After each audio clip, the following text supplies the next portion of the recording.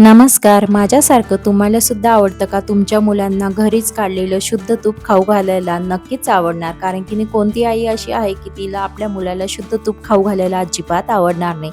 तसं बघायला गेलं तर मार्केटमध्ये भरपूर व्हरायटीचे तूप आपल्याला अवेलेबल मिळतात शुद्ध पद्धतीचे. पण घरी काढलेलं तूप आणि मार्केटचं तूप याच्यात थोडंसं का होईना फरक असतो. तर चला आज आपण बघूया साध्या सिंपल पद्धतीने हात न खराब करता तूप कसं काढायचं. आता ना मी इथे साय काढून घेतली होती.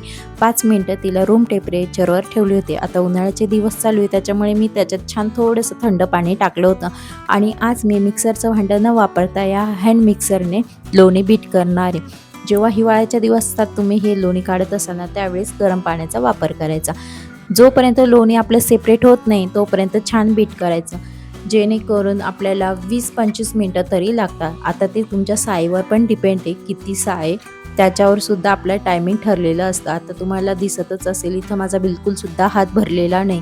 जोपर्यंत आपलं लोणी सेपरेट होत नाही ना तोपर्यंत छान असं बीट करून घ्यायचं.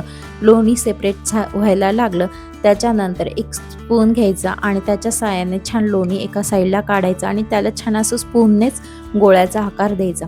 आणि जो आपला ताक असतो ना तो असा गव्हाच्या गाळणी किंवा आपलं बारीक गाळणी असते ना तिच्या याच्याने छान गाळून घ्यायचा. पूर्ण ताक गाळून झाल्यानंतर हा गोळासुद्धा त्या गाळणीवर ठेवायचा जेणेकरून त्याच्यात जेवढं काही आपला ताक असेल ना तो पूर्ण निथळून जाईल आणि लोणीचा गोळा छान ड्राय होईल.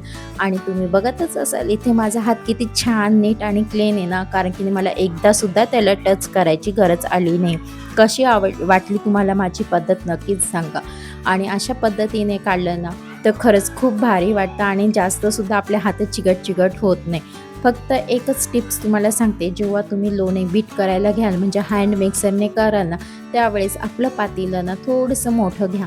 जेणेकरून जेव्हा आपण हँड मिक्सर चालू करतो ना जे शिंतोडे उडतात ना ते जास्त काही उडणार नाही, म्हणजे उडतील पण आजूबाजूला जास्त काही पसरणार नाही. येथे माझी बाय मिस्टेक तीच झाली होती. मी थोडंसं पातेलं छोटं घेतल्यामुळे मला असा काहीसा हा वाढवा बघायला मिळाला. तर चला कशी वाटली माझी पद्धत नक्कीच सांगा. आणि खरंच जर तुम्ही अशा पद्धतीने केलं नसेल ना तर नक्कीच करून बघा. आणि माझ्या मते तुम्हाला नेहमी आवडेल अशा पद्धतीने हे लोणी काढायला. चला आजसाठी एवढंच. लवकरच भेटू. तोपर्यंत बाय. आणि हो, चॅनलवर नवीन असेल तर चॅनलला फॉलो करायला अजिबात विसरू नका. आणि तुमच्या मुलांना सुद्धा असं हेल्दी शुद्ध पद्धतीचं तूप नक्कीच खाऊ घाला. म्हणजे जो तुम्हाला कंटाळा येतो ना तो ह्या पद्धतीने केल्यावर तुम्हाला अजिबात कंटाळा येणार नाही. चला लवकरच भेटू अशाच नवीन रेसिपीसोबत. तोपर्यंत बाय.